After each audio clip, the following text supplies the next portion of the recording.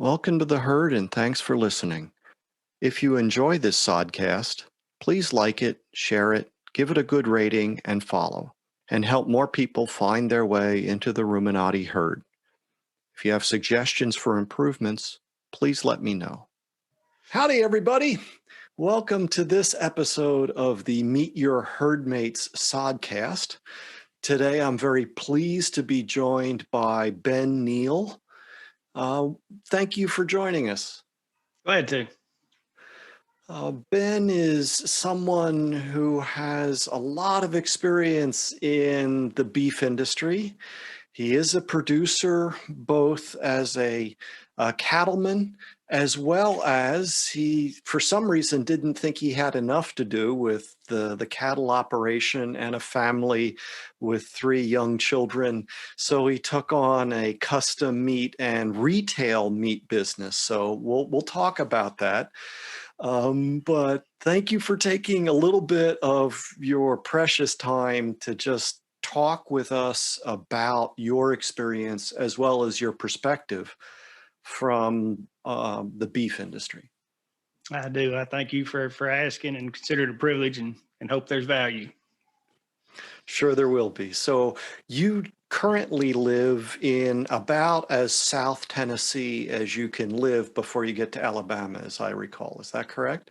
Pretty close. We live about 30 miles north, and then we do business about 15 miles north of the Alabama line, straight south of Nashville, just off of Interstate 65. Okay. So, and that's not terribly far from where you grew up? No, I actually where we purchased the processing plant is probably less than a quarter mile from where I grew up. Where we live is about 20 minutes, 20 miles from there now. So. Oh, that far. Okay. Yeah, that really branched out. So. But, and it's not as if you didn't visit other parts of the country. So you went to, well, maybe we shouldn't jump too far ahead. So growing up, you got to do a lot of work and in fact, that's part of how you got to where you are. The work that you did in your community gave you opportunities later. I think that's correct. Yeah, that's correct. So yeah, the town I grew up in actually has a population a little under 300 people. So growing up, that was at a time when there was a large cattle company called Eastern Livestock that ran a lot of cattle in that area. That's where a lot of the stocker backgrounding business of cattle is done through the grass portions of Middle Tennessee. And then tobacco was still raised. At that time, we still had tobacco poundage. It was given to landowners. A landowner could sell some of that poundage to others. And I worked for some of the larger tobacco producers growing up, hauling hay, mostly square hay for a lot of that went to Eastern Livestock on all the receiving cattle. And then tobacco is how I put myself through college for undergraduate. So. I remember the allotment system when Nancy and I lived in Georgetown, outside of Georgetown, Kentucky. Yep. The little piece of property we had came with a couple 100-pound allotment that it got divided up and went with the land, Yep. like some people would know in the West with water rights. Yep. It gave you the right to market, but of course I wasn't going to grow any, so I ended up selling that year to somebody else. That's a hard way to make tuition is working in the tobacco field. I jokingly say I went to college 2 cents at a time. I was paid 2 cents per stick of tobacco, and on hay I was paid 2.5 to load and 2.5 to unload. So that was about the fees of what I made. So. Okay, a stick. Now let's tell people what that is. Yeah. So on whenever you chop tobacco, you'll chop depending on the size of the tobacco, anywhere between 4 to 6 or 7 plants, and then spear it on top of one stick. We do a lot of what we did was burley, not dark fire that people are familiar with. So the burley is a little rougher type product, but so it's non-smoked. But you'd actually take it and put it onto the sticks, and then you let it dry in the field, pick it up the next day, take it to the barns and hang it. As I recall, I never did that. But as I recall, that's basically you're taking it off the wagon and handing it up into the barn. Now, who Yep. gets to be at the top and who gets to be at the bottom of the barn in that process? The fastest guy gets to be at the top. Some people think you don't want to. That's actually, I used to try to jump and get there. Most of the time, there's one other guy that would normally beat, but the higher up you are, the less you have to handle. So if you can get to the top, you didn't have to touch every stick all the way up, and you don't have as near as much of the debris falling down on you. So it would be the race to the top rung is what you would always have. As soon as you hit the barn, everybody would try to climb as fast as possible. So yes. Okay. So, and then you mentioned hay. So you're picking up bales, putting them onto the wagon, and then when they get to wherever you're going to stack them. Yep. So I grew up time that, I say that transition time, when I started for most of the guys when I was about 11 or 12. I was almost this height at 11. I put on about 100 pounds, but I was pretty long and got to work fairly early. But with that, we did a lot of the walking beside the truck, and it became harder even. So the guys that I was on a team with, football and other sports, we'd recruit each other to go to work. And we would still had the crews, but my senior year started coming into the bale hands, which in this area, they had a bale hand and a wagon that would group 8 to 10 bales at a time. And then you wouldn't need the guys on the ground. You would just need the guys that would stack. So then I was able to stay on and still do the stacking, but that cut a crew of about 8 down to a crew of about 2. And then that became even harder and harder. Even while I was in college, I had some guys call me back when I was in college to come back and work. They just had trouble finding help, and they went over to round bales shortly after. So, yeah. So, okay. Now, in college, you studied animal science, as I recall.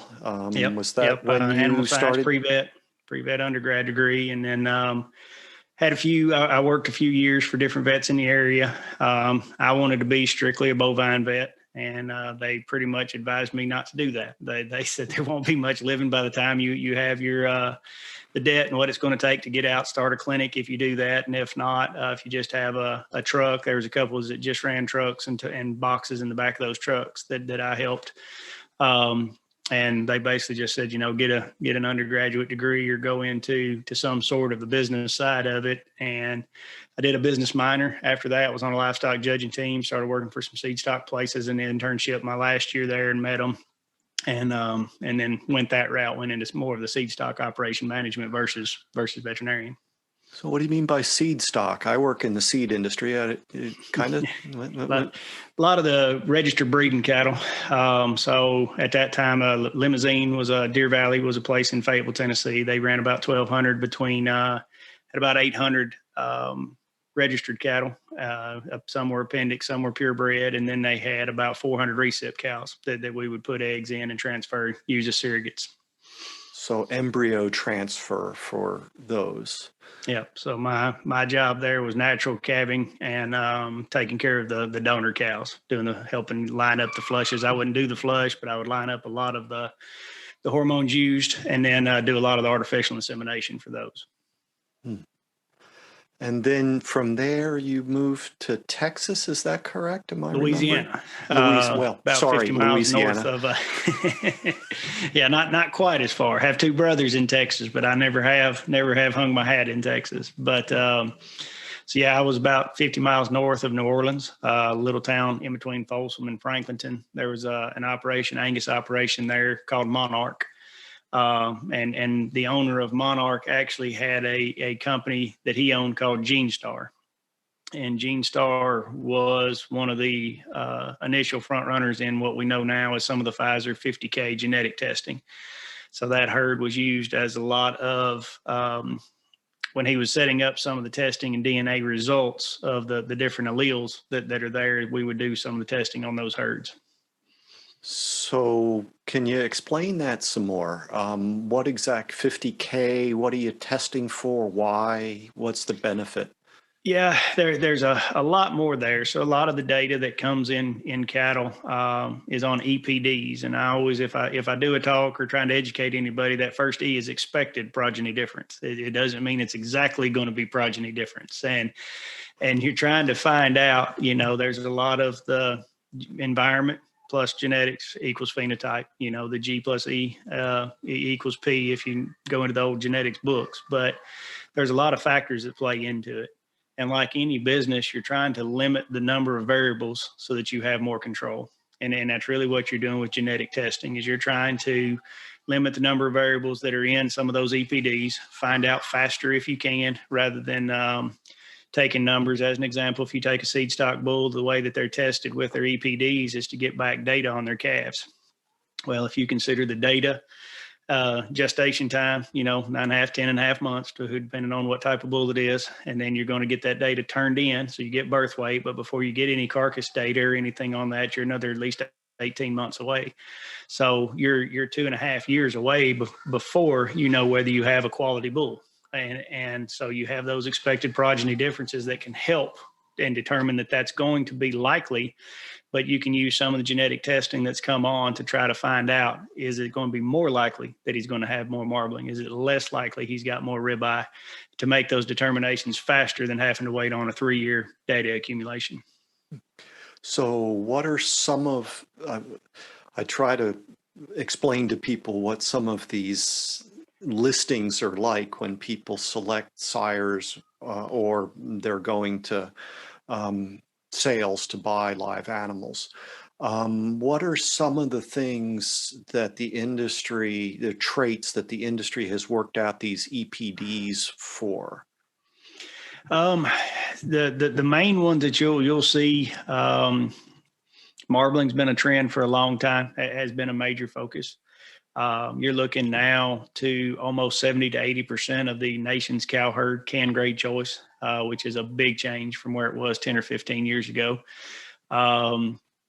It's like anything, though, in my opinion. I get a little bit off on some of these conversations, is that you can't single trait select. We have gone down that road quite a bit with cattle on marbling. Marbling is one of the last fats that's going to be deposited. So a way to make that happen and get that good EPD number, that EPD number is tested at yearling age. So they'll be scanned for that at that time. So the way to get more marbling is to have an early maturing animal. Well, if you have an earlier maturing animal, you have a smaller animal, which actually means less pounds of product for a man to be able to sell to an end market where he's paid on pounds if you're going through a feedlot type setting. So you've got some of those things you have to balance between those premium programs and what you can actually do, what's most financially beneficial. And that is one of the things that led us into marketing some of our own beef, to have a little bit more control of those things that we had been trying to align and make sure that we had the market in place. If the Choice Select spread, which is, I don't know how much you want me to get into that, but on the grid, please, premiums can be pretty small in the springtime. You're feeding a lot of cattle across the winter, so a lot of them are going to be choice. So by supply, you have a lot of supply. A lot of that can be affected by what plant you're processing in that day. So a Midwestern plant is going to have a lot more choice cattle in general than a Texas plant. So a Texas plant, you got yield type cattle or heavier muscled cattle will do better. A Midwestern plant will do better off of quality grade cattle. So you have to look into those marketing times, and even those two things, I really don't have any effect over how many cattle were fed in the entire Midwest during the winter, but I had 18 months of planning and preparation, and my budget has to fit that. So trying to set those things up is something that you've got to watch your marketing times, your calving times a year to 18 months in advance, trying to set that up to capitalize on that market and maintain some of that control.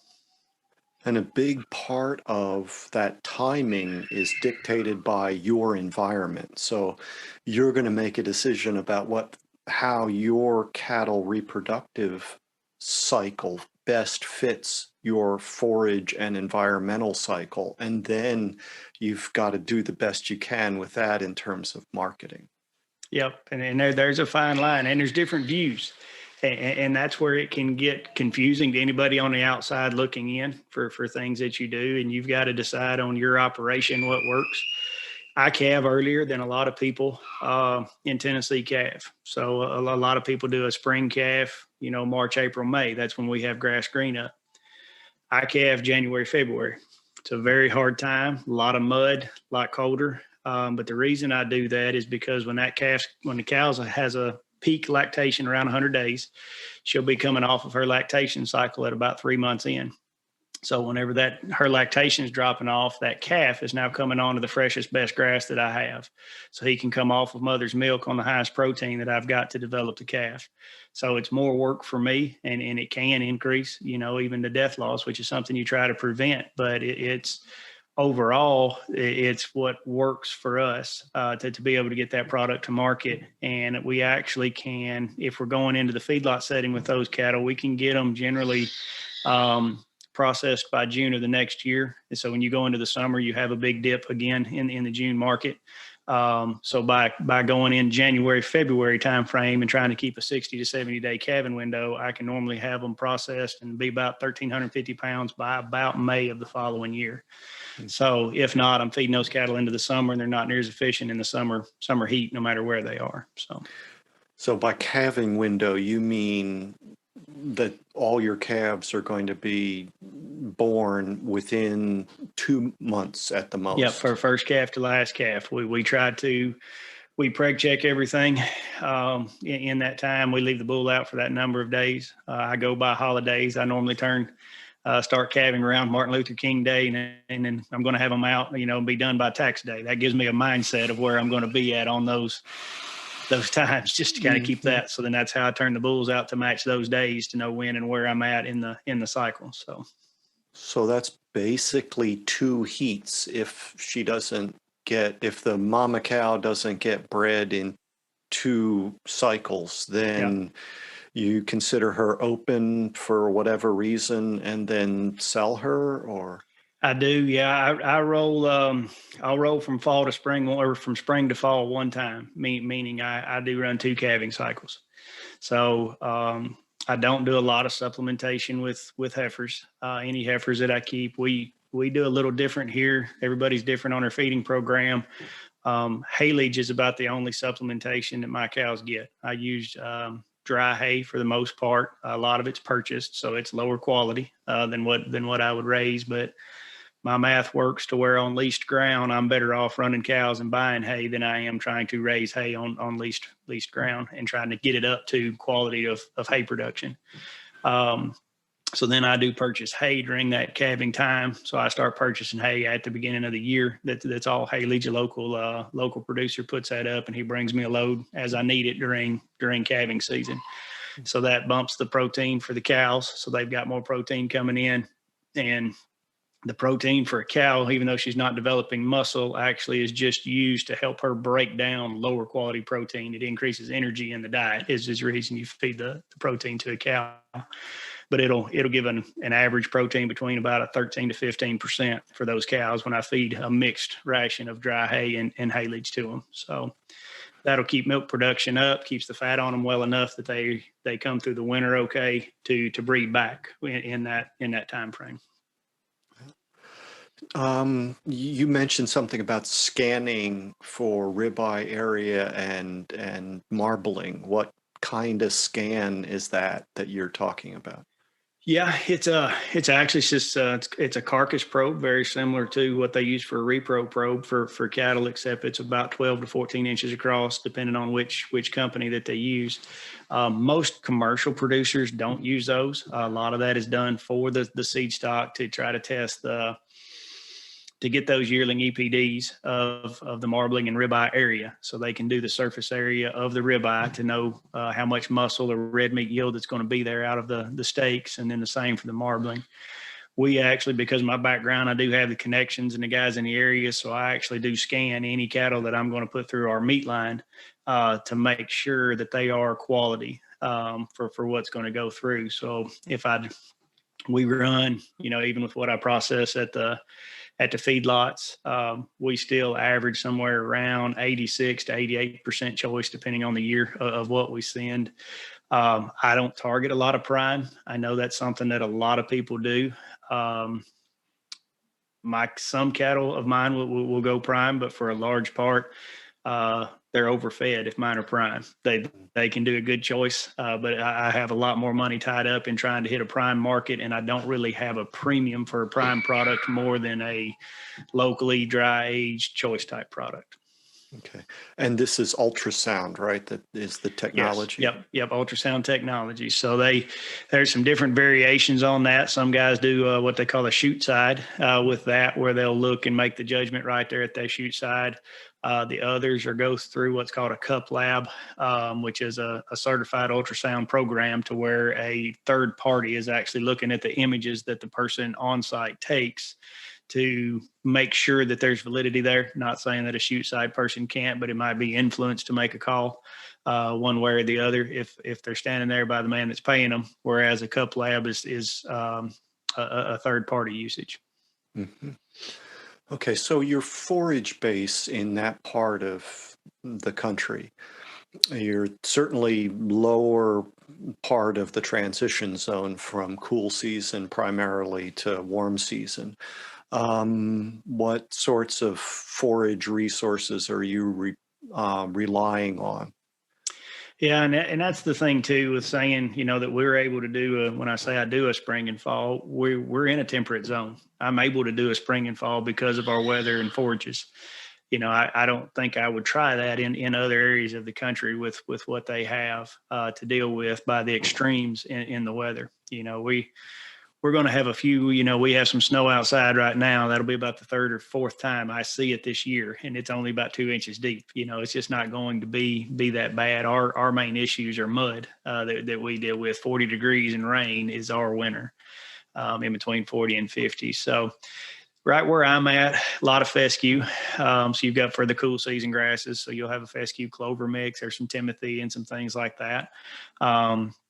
That you put in, and then summertime, if you sprigged it or raised it, a lot of it, people will have a Bermuda grass or a grass, a native Bermuda.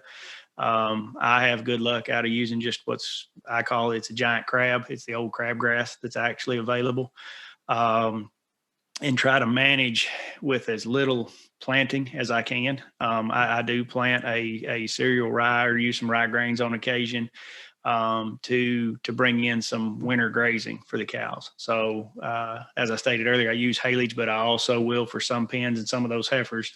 I'll use I'll plant in the rye. It's a 5-way blend. It's a grazing 5-way blend of ryegrass, wheats, and those things to use. And then the same guy that I contract with on haylage, he comes and cuts what I can't graze out at the end of the spring. So then we kind of work through that, and then that becomes my haylage, because you can buy in stocker cattle and graze them on that for a pretty quick turn to harvest the forage.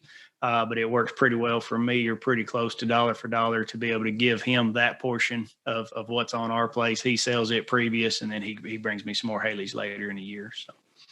So stockers, that's something that I'm not sure everyone would understand what stocker cattle are. Yeah, so here, stocker and backgrounder is almost used synonymous. We're mostly known for cow-calf, but in cow-calf, a lot of people don't have the facilities, especially I call them a W-2 farmer here. Somebody has a side job or a small acreage place. They don't have enough facilities or acreage to have multiple pens to be able to keep their heifers, raise a set of calves that are weaned, have their cows. And so a lot of people will sell a lighter weight calf. So it'll come off the cow somewhere between 400 and 500 pounds, and they'll market those either off farm or at a sale barn generally. So then those cattle are purchased and backgrounded, or they can be weaned on the guy's place, the owner's place, and then backgrounded for 45, 60 days, get them bunk broke, meaning that they can eat feed, and then sold. So that window there up until about that 600 pounds is backgrounded, or sometimes people use that synonymous with they get them and straighten them out, meaning to get the health together on them, and then get them on grass is really stockering. But then they'll keep those cattle up until about 800 pounds, 750 to 800 pounds. And then those cattle are then ready to go to a feedlot or a finish type situation. So you really have a 3-step ration there in that process that they're on. And that's what Tennessee's good at is temperate zone, fairly easy gain. A lot of people, I joke and say a lot of people badmouth fescue in the country.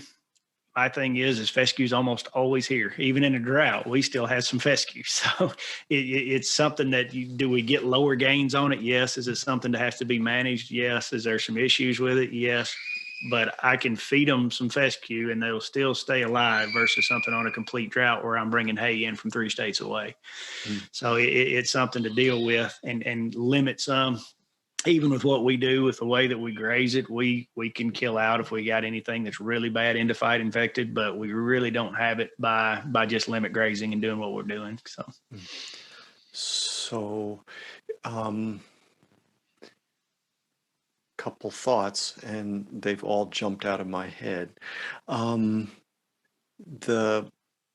stocker business, what you pay for the light animal is more than what you're going to get for the heavier animal. Do I have that right? And you're trying to by the pound.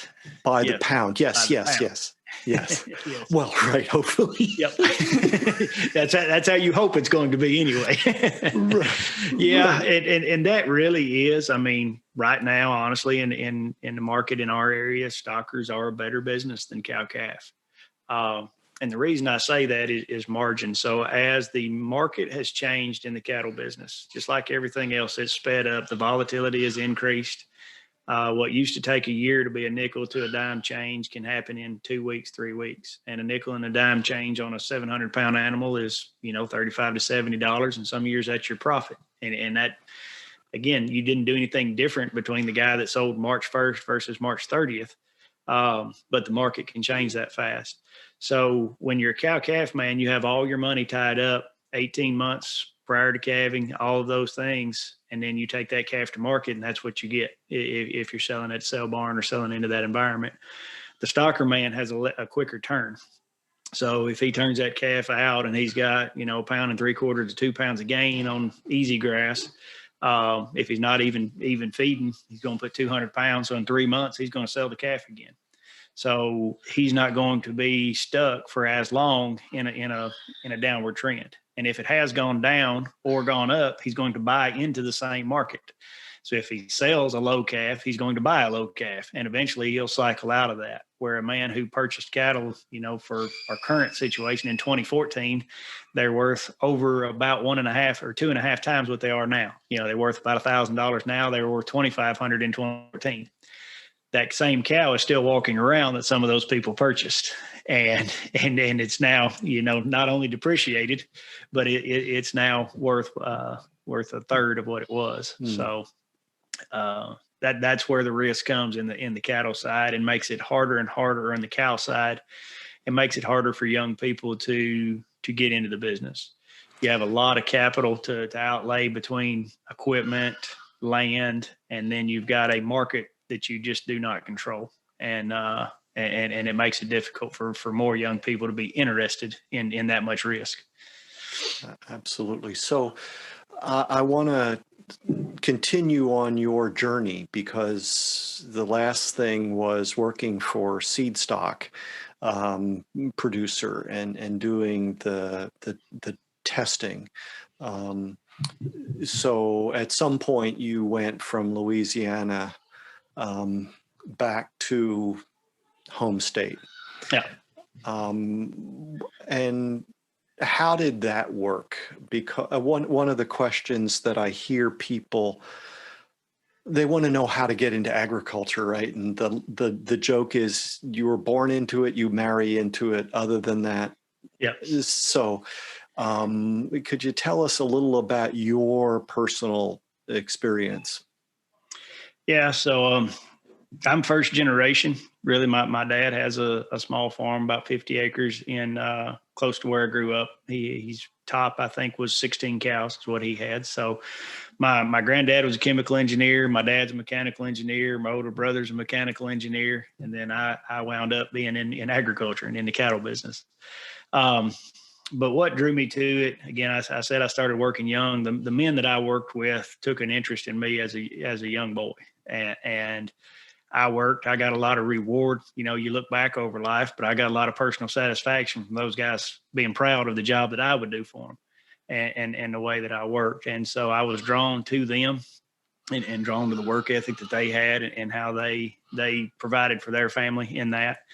And those by that and those close relationships had a lot of influence on my life and decisions I made. That's one of the reasons that I went into the pre-vet and was looking at the cattle side, was because I spent even on some of my holidays I would spend with the guys I worked with, families versus my own, and I was that close with them. The man that I worked for in Louisiana is a guy named Vince Roberts. He's probably one of the best men that I've ever worked for, as far as not only cattle manager, but just a good human being. And he took time in really encouraging me in my job to go back and get some more education. And an opportunity had came up to where I would have been maxed out with what I could do. It was another manager's job for a large seed stock operation that was coming on. A lot of the seed stock operations are just structured to be a 7-year depreciation for somebody that did really well in another business. They get over into seed stock and they're in it for a few years to put the money there, and then they'll sell out. And the man that manages that business generally has to move to different places in different parts of the country. And he really encouraged me for my family life to consider what I was doing, because he'd already been down that road, and he gave me some names of some other guys that were in that path, and it had some separated families and things because of it. And it really kind of changed what I was going to do. So with that, still being young guy with not a lot of funds from the agriculture, I decided the state jobs looked like they paid for a lot of your education. So I was able to get a job as an extension agent to start my graduate degree. They had an online program at UT Martin where I got my undergraduate degree that they had just started, called Agricultural Operations and Management. So if I recall it an ag op, that's what it was, what I refer to it as still. But that was some of the first online programs. That would have been in 2006-ish, 5-ish, 6-ish, somewhere is when I started that. I'd been out about 5 years, which, believe it or not, is enough time that made even the computers and getting back to that kind of hard, the memorization and things that it took. But when I started that program, the farm manager that I had known when I was in undergrad had a job come open for actually a SARE grant, Southeast Regional Development Grant, to run the sheep and goat unit. So I was hired back at the university full time. So I had started the ag op degree, but was able to marry some of the classes together. I had to graduate out of the ag department before I could get over to the business department. But I was able to marry some of the econ classes and get an MBA on top of the ag op degree in about 3 years. So by being on campus, I was able to do both. So I worked there at the university farm and got both degrees. Sheep and goats for a cattleman. Wow. Thank you for sharing that dark secret with us. Yeah. I know that's a profane thing for a lot of people in the cattle business, but it's in this area, it's growing. Up until Lauren and I moved about 2 years ago, we actually run about a 70 to 80 head sheep flock. We had 40 acres that we owned and had about a couple hundred acres that we leased. For small acreage, sheep and goats work better. You don't have near the input capital requirements of them. The market doesn't fluctuate. I jokingly say there's not a sheep and goat market. That there is, but it doesn't fluctuate as much as the cattle. So you don't have the supply and demand numbers. And with the ethnic changes that we're having in the country, I can pound for pound and acre for acre, I made more money with the sheep and goats than I would trying to put cattle out there. I remember Dr. Carl Hovland was someone who changed the trajectory of my career. And I remember him saying, he's saying, if I were a young man today, I would get into goats.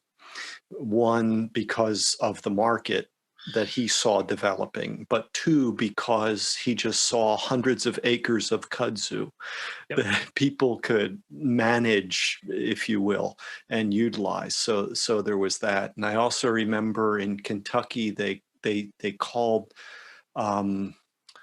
sheep the mortgage payers. I would actually, like I said, you go into this as deep as you want, but I would normally, I would lamb a little bit different. So I calve all the way until December in the fall calving. I calve late September, October, mid-November. I take December off for calving, and then we start back in late January. I would lay them in around Christmas. So I would lay them mid December to January. So again, you had to have a place to get them out of the draft, but you could sell on the Orthodox market. So you could get that Easter lamb and make about twice as much off that lamb. You know, if you could get it up to 75 to 100 pounds, in that market, you could get almost $2 a pound for that lamb, and pretty quick turn on it. And then with doing that, we would lamb out of season in the fall again. So every 2 years, I would get about 3 sets of lambs out of, I ran Katahdin, so I ran hair sheep, a little bit lower maintenance, but they do well down here in Tennessee. And plus you don't have to shear them near as much. So, So it's all converting grass into a saleable product. Yeah. So I would take that because we would have enough to, I would keep the stocking density down enough to carry them through the winter on basically what we had. So very little hay, even in the wintertime. And then I would buy stockers in the springtime. So I would multi-species graze during most of the summer. And I would buy in a type of what's called a number 2 heifer, but a lower quality heifer over a couple times, and put a truckload together of those. And just by marketing, you can increase the premiums.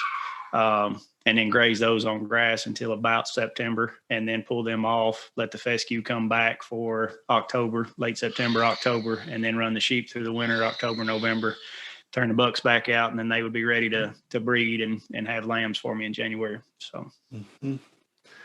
Okay. So you've gone through all of these experiences, you've come back, you're now, and maybe if I jump ahead, please fill in the gap, but you're primarily operating on rented ground, leased ground. Is that?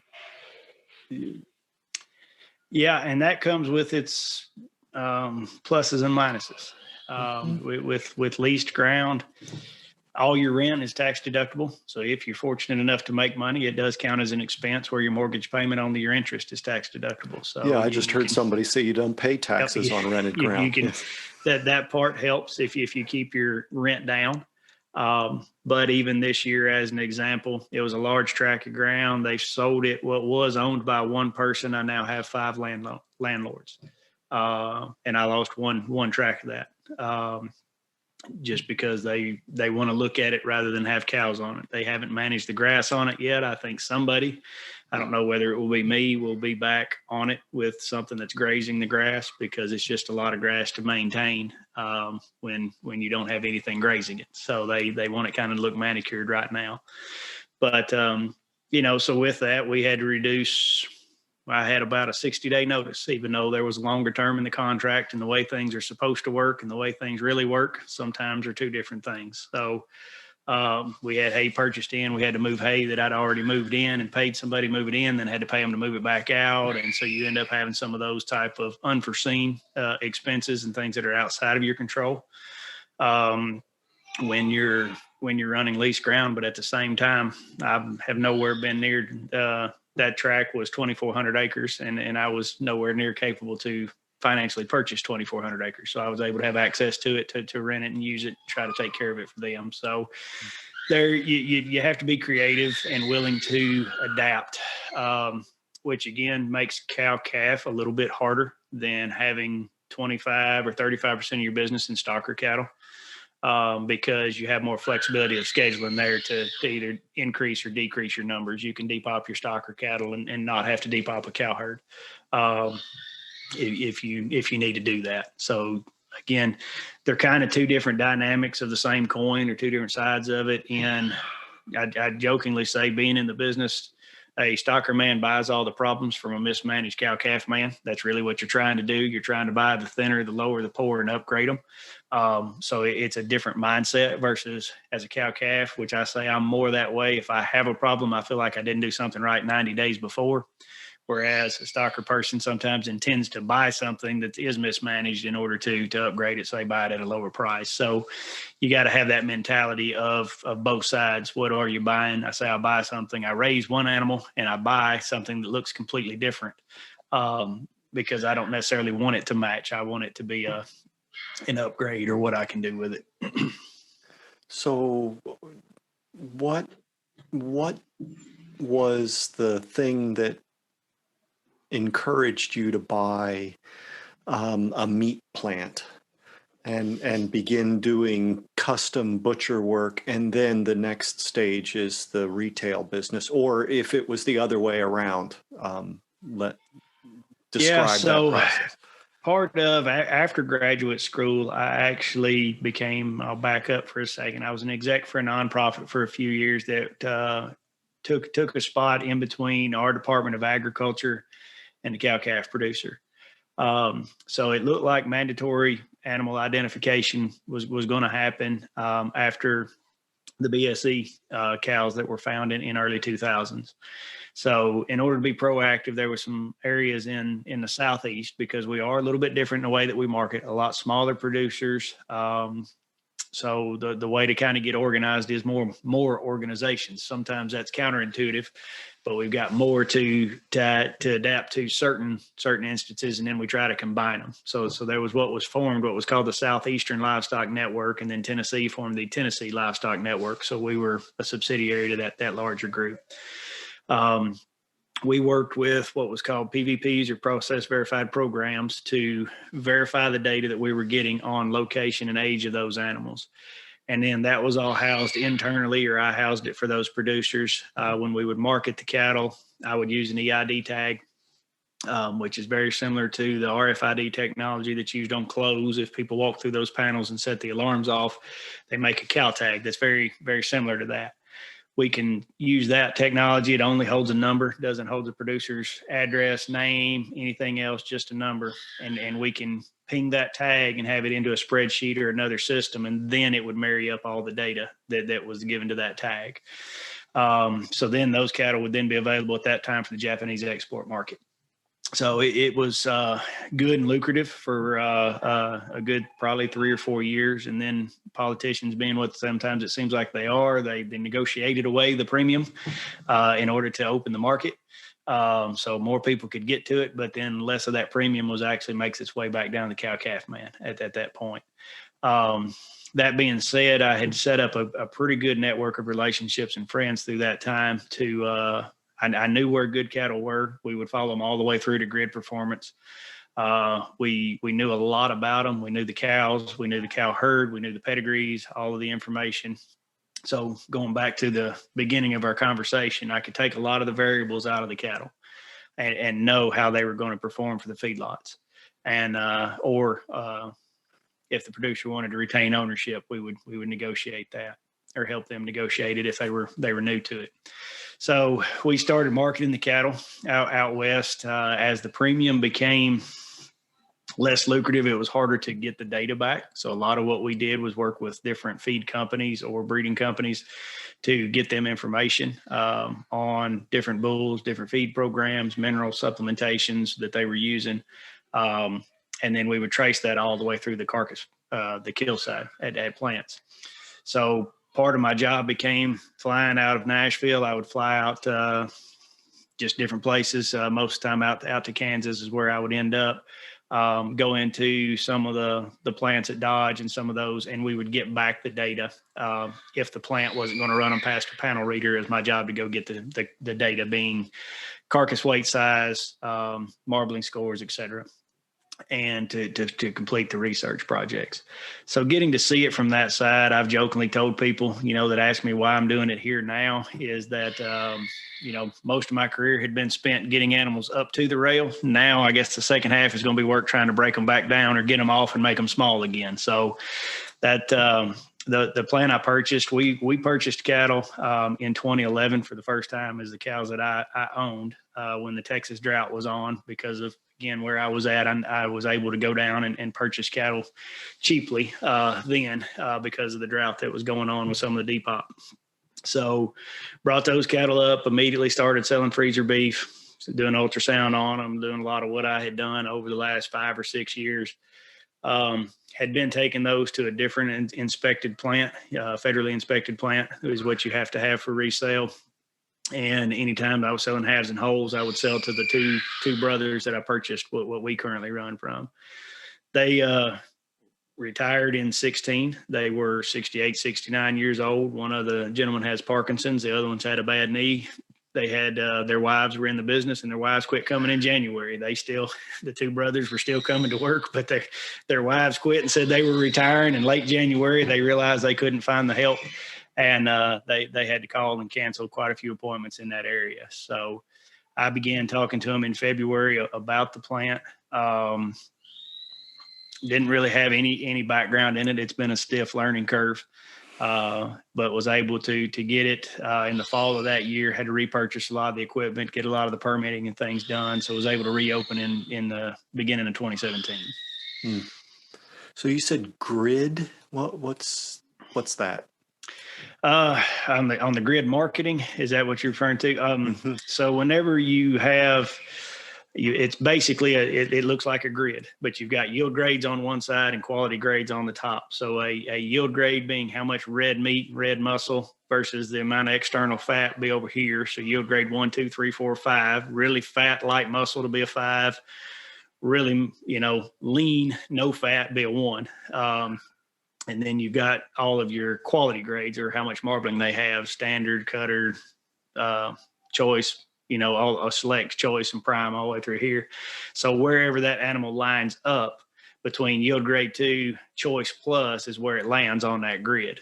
And then down here is how much that premium gets paid out for wherever they land on that. So there's variables there. We talked about how many come into the plant or how big they're processing, but at the same time, that choice plus, knowing that there's a lot of that feeding, and there's a lot of things that you don't control, what weather patterns, all of that during that feeding period anyway. But if you can control the genetics, the feed program, the setup program moving into it, you got a lot better shot at knowing where your margins are going to be at, to know whether it's a good opportunity to retain ownership and try to get extra value out of your cattle, or whether the guy walking up off the street may be paying you more than what you would make feeding those cattle out. He may not know that, but you do, because you have that data. So that's what I would try to work through with people. So you were already selling direct to consumers before you made this? Yeah. So a lot of it was just, people knew me that I jokingly, when Lauren and I got married, I told her, I said, I realized when we started selling meat that all my friends had cows. So a lot of her friends were requesting, hey, why didn't Ben get us a calf together? Most of mine already had cattle, but it was people that knew me, would ask if I would keep them a calf and start growing them there. So it was a natural thing almost at the beginning that we just moved into, just by knowing people. And then I've jokingly said as well, but it's not really a joke, is the fact that it's taken me more time to manage the processing plant, and I've had less time to sell than prior to owning the processing plant. So I'm still glad to do it for people, but we actually have lowered some of the numbers of selling, and I'm hoping to get back some of those numbers here moving forward. So one, that facility then helps other cattlemen in your area, because it gives them that option that, as you said, if it wasn't an inspected facility there, then it would be perhaps not even possible for them to manage a local business. Yeah, every state's different. In Tennessee, you have 2 options. Federally inspected means you can sell by the cut. For us, means they have to be there both at slaughter time and or harvest time and at cutting time. So they see the entire process to make sure there's not contamination from our harvest floor to our cut floor. A state inspected animal is that you purchase a live animal from someone, and then they can pay me. I still need to be a state inspected facility, but they can pay me to do the processing. You can go as far as, if someone purchases a live animal and you throw in the processing for free, you can process that animal on your property, as far as full legalities here. But personally, I think it's better to have one aged for a while in a cooler, and to have somebody have a hanging cooler, and those type of things can get pretty expensive. But those are the 2 options here, is selling live through a state inspection, going back to families. CSA sometimes get the way they do that is each person owns a share of an animal. So it might be 10 people on it.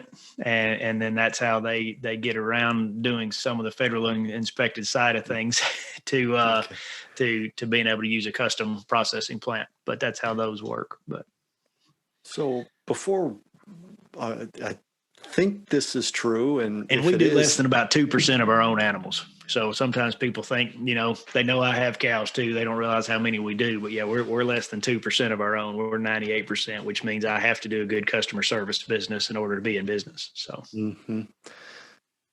you have another job, is that right?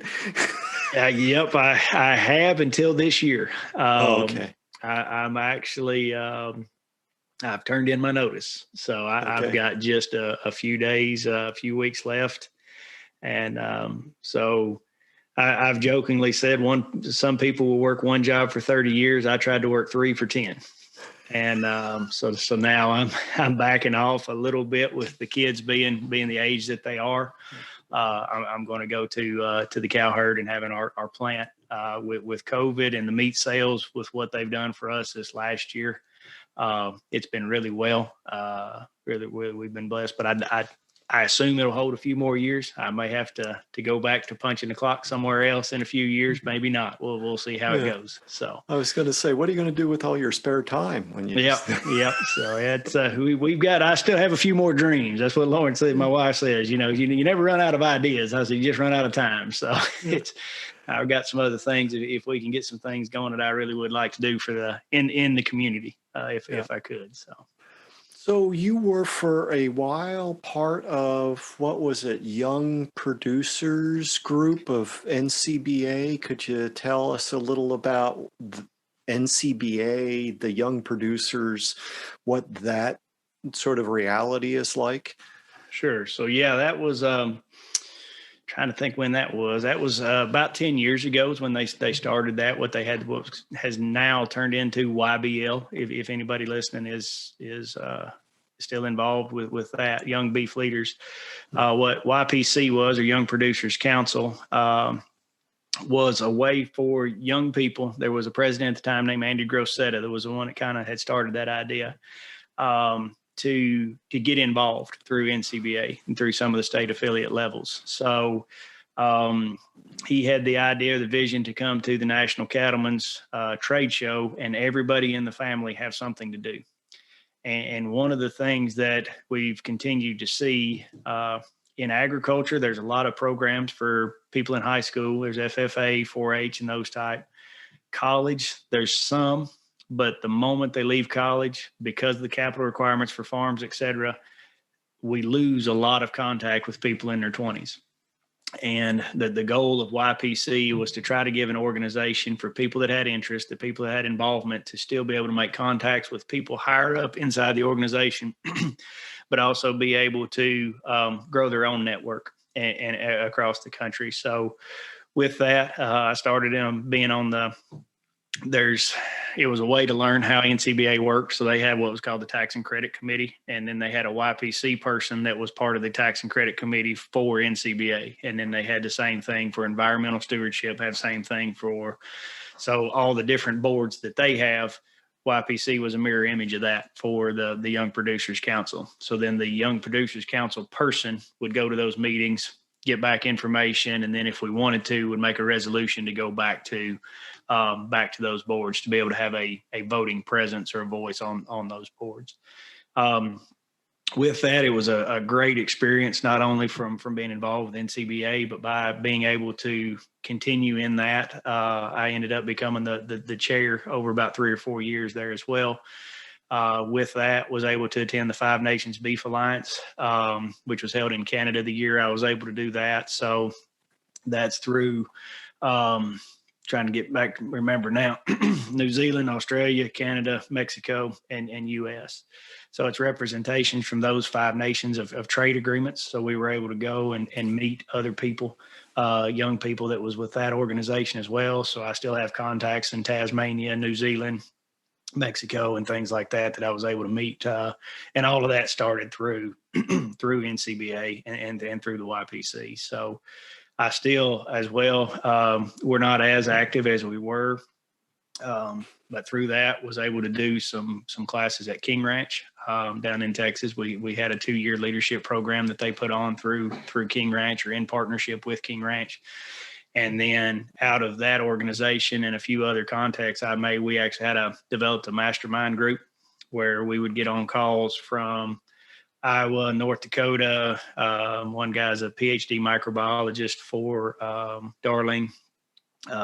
Different people worked in processing plants, but we would kind of get together, and it got very personal, to the point of, this is where we are in our family life. How's my career look? What do you guys think? And just people that were thinkers, but just wanted to help each other. And all of that, again, came from that network of what was YPC at 10 years ago. So.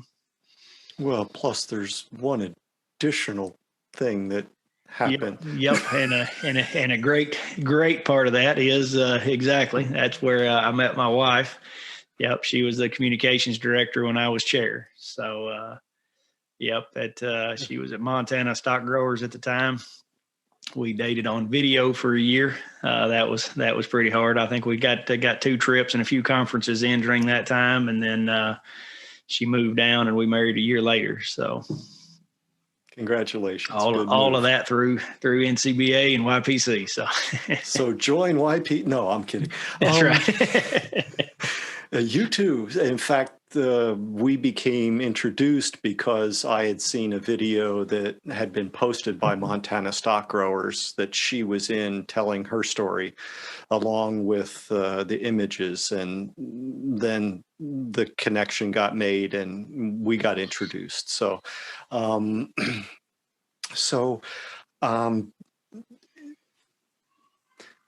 one of the advantages to being where you are is you're a lot closer to the market. Now, depending on how you're going to market your cattle, they may end up going the other direction first. Yep. And then they're out of your hands unless you're going to retain ownership all the way through that process. But in the direct to retail sale, being as close to major population as you are can be a benefit, but it can also be a challenge for the beef industry. So you already talked about how the value of the land might put it outside of your ability to afford it, but part of that is driven by some other things. And so if you just would talk briefly about the challenge of other uses for land in your part of the world that is so well adapted to cattle production, as we've said already, but there are competing interests. And if you just talk about that a little bit.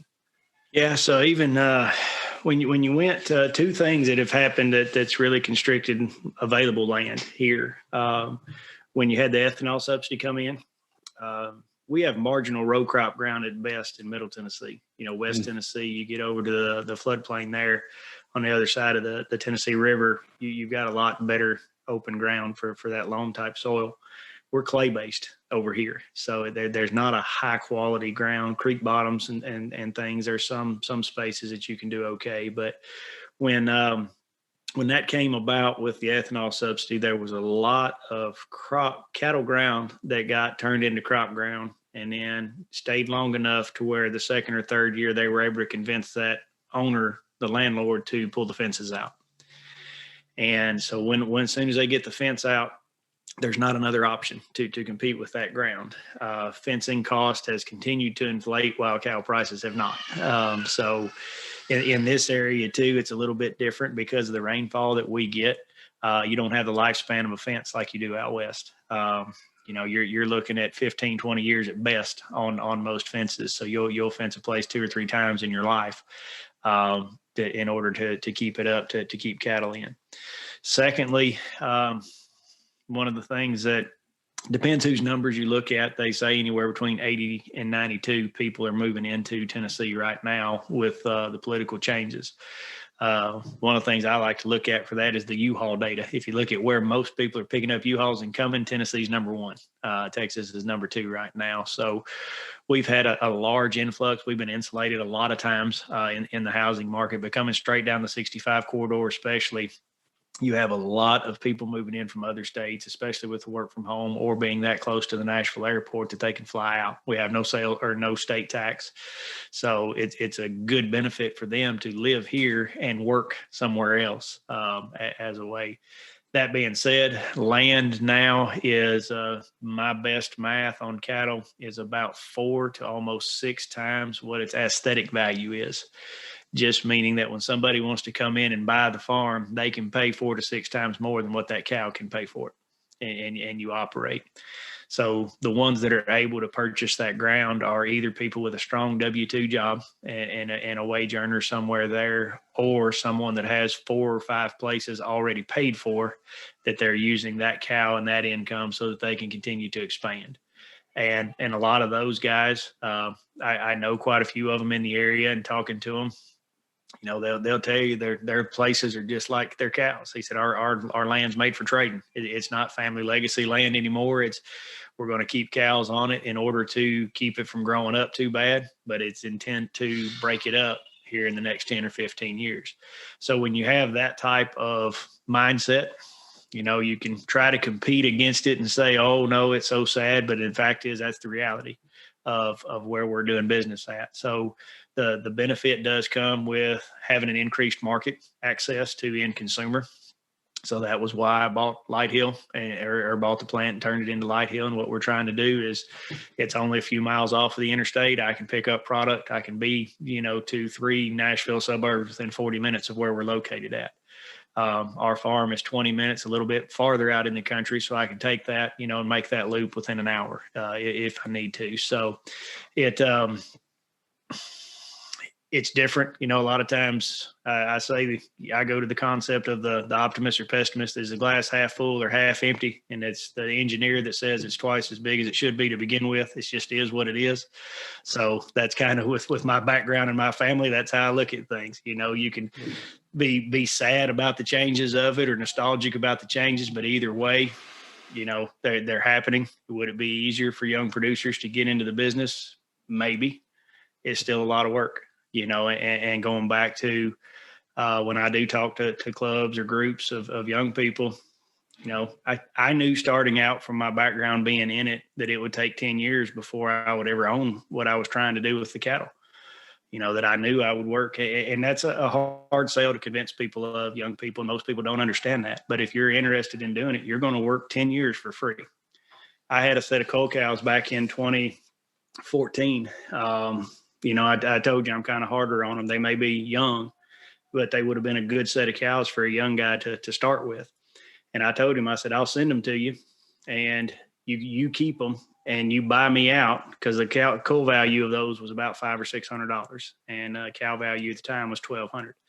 Said, you raise them for the next year and you can buy me out over a year or 2 years for the value of the cows. And he said, so wait a minute, you mean it's going to be 2 years before I can make money? I said, yeah. I said, but it's, you're that far away from doing it, but I'm giving you cows, for you to start with. And he had asked me 2 or 3 different times, had phone calls, and I really did think he was interested. And when I proposed that to him, he just said, no, I don't want to work that long for nothing. Mm-hmm. And I understand that, but I also understand the margins that are in this business. And that's what you've got to decide, is that you either have to create a lot bigger margin, which is branding, it's marketing, it's selling, so that you have more room, or you have to work a long time for free. Mm-hmm. and that's your options.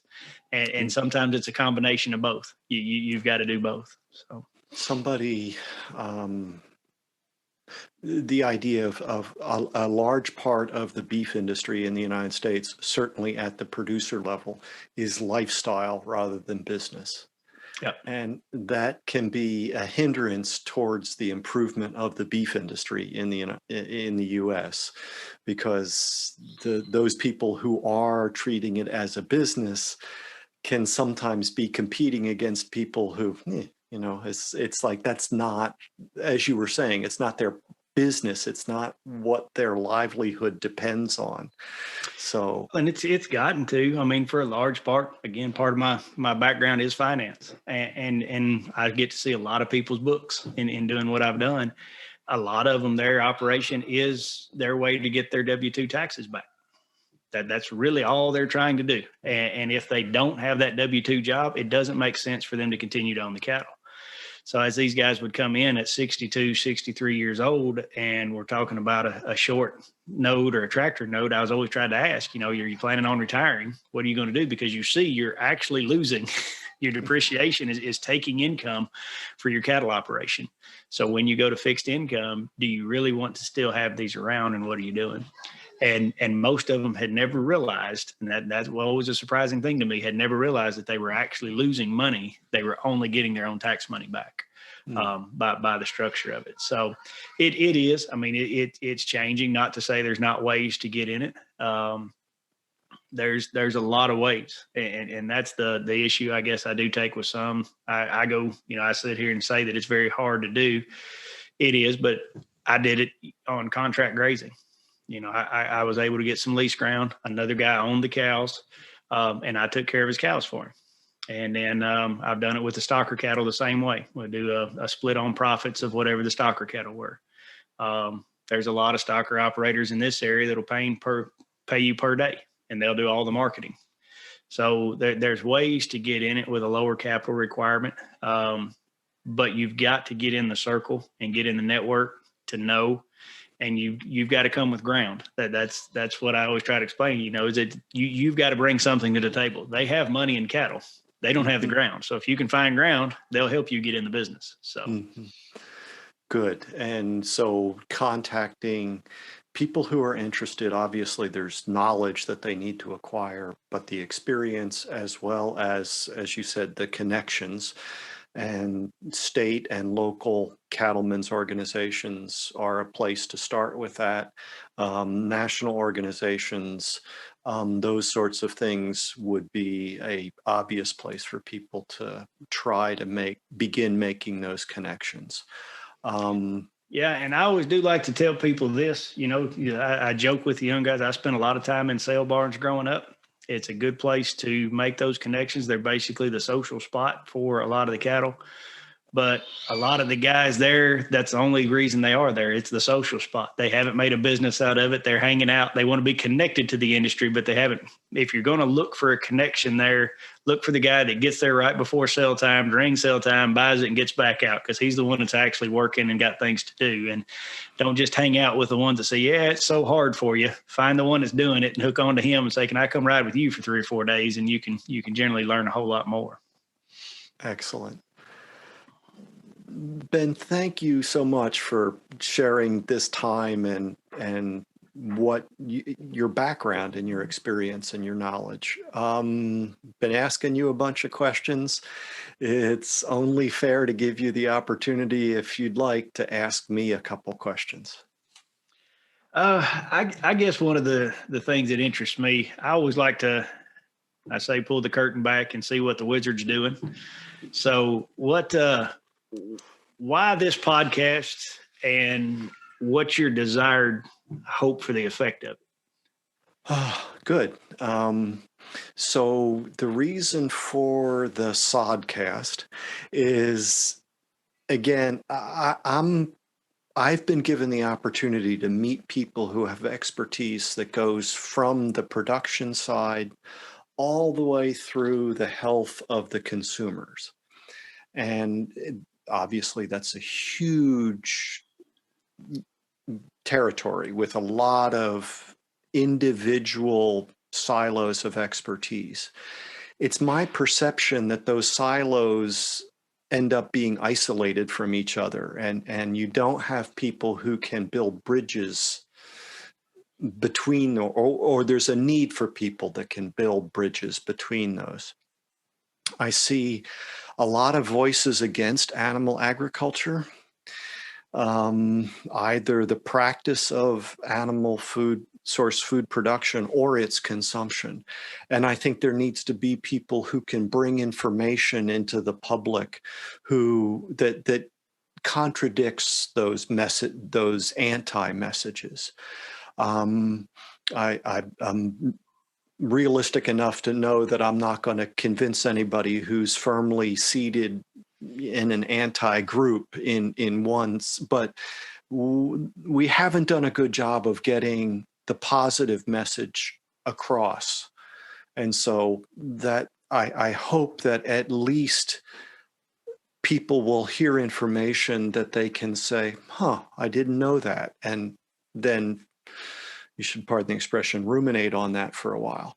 In addition, I think that I've met people on the human health side that have information that would benefit the producer community that I know. And I know that that's also a part of your personal story.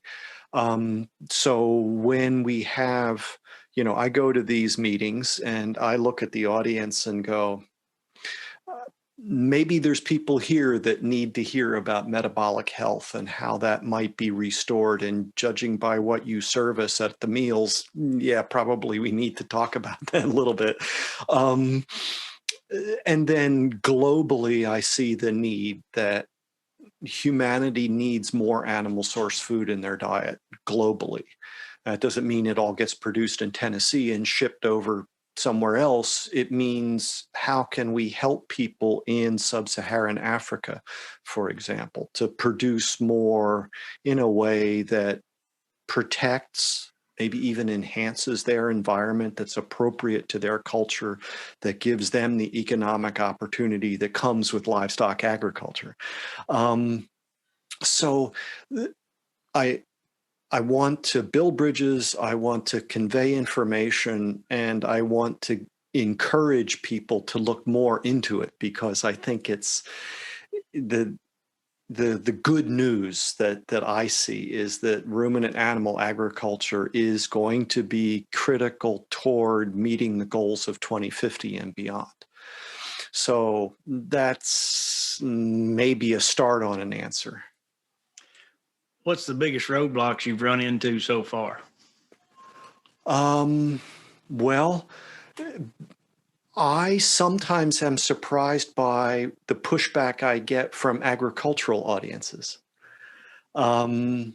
Sometimes it's because I don't insist that people have to eat grass-fed or organic or whatever. And I'm telling people, go to the supermarket and buy what you can afford, and what's appropriate. And so people who are really vested in those particular market claims aren't very happy with me from time to time, but I can sleep at night, so I guess it's a good deal. But at the same time, then I know a lot of really smart people. Why they have anything to do with me, I don't know, but they are still the conventional wisdom that cuts across all these disciplines. And so I've sat and listened to people who will talk about how they instituted an intervention with a community in parts of Africa, where what they did was they made sure a pregnant woman got 1 egg a day in addition to whatever the rest of her diet was. And then while she was breastfeeding her child, they continued that 1 egg a day. And then some years later, and I think it was 9, I could be off a little bit, but they can measure cognitive and scholastic differences in her child versus children from that same community that didn't get 1 egg a day. So they clearly established there's such a thing as too little animal source food in a human's diet. Yeah. Clear. It's there. And this has been their livelihood. I mean, they know this, but not too much. They'll say 5 minutes later. So there's this mythology. Okay, there's a belief in such a thing as too much animal source food in a human's diet. And I keep going, show me where that is in the data, in the high quality scientific data. Show me the evidence for that. And currently, I'm comfortable in saying there is none. So how do we get that bridge made? And then on top of that, you have people who they're sincerely wrong. They believe what they're saying, and they were taught this, or somebody that they respected told them something and they believe it, and they've told it to people, which then makes it even more likely that you'll hold on to it, right? And yet, if you can have a relationship that allows you to have a conversation, respectful conversation, say, okay, you say this, yet here's some information, and maybe we can get further down the track. I will say that I know people who are engaged in the public conversation that know that what they're saying is not right, and yet they continue to say, and that puts them into a whole nother category as far as I'm concerned, because we can all be wrong. And the thing that I picked up somewhere along the line is, if an honest man is shown to be in error, he either ceases to be in error or he ceases to be honest. Yeah. So figuring out how to be an effective communicator, it's probably mostly on my side. So as far as obstacles, that I maybe need to put my hand up. Well, and that's, for me, honestly, there's no difference in dealing with my customers now, because, as I jokingly said, all my friends had cattle. So everything to me that seems like a common thought now, when I've started literally doing pop-ups or just sales into an area of people that have moved in and don't even know the Middle Tennessee story of what I've been about. And then now to try to explain, why I do some grass fed and why I do some fed, which one?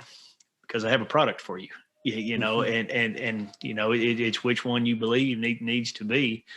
I have, the positives and negatives to both sides, and trying to explain those options for people, and like you said, trying to communicate that, and then still have, the social media warriors there. I call them the keyboard karate people. They're going to come in out of nowhere and, just change. You have a meat plant. You are the worst debased human being on the face, and still try to have an articulate, some type of respectful conversation sometimes when it's hard to have.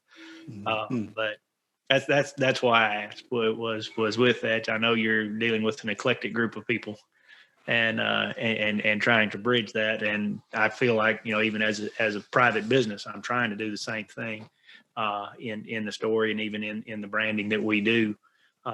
Is that I want it to be honest. I want it to be open door. I want those things to happen. But then the old saying still is, everybody wants the sausage, but they don't want to see how it's made. And that's literally what I do, so you got both of those things to deal with too. I absolutely could see that. It's not, life biology is not fair.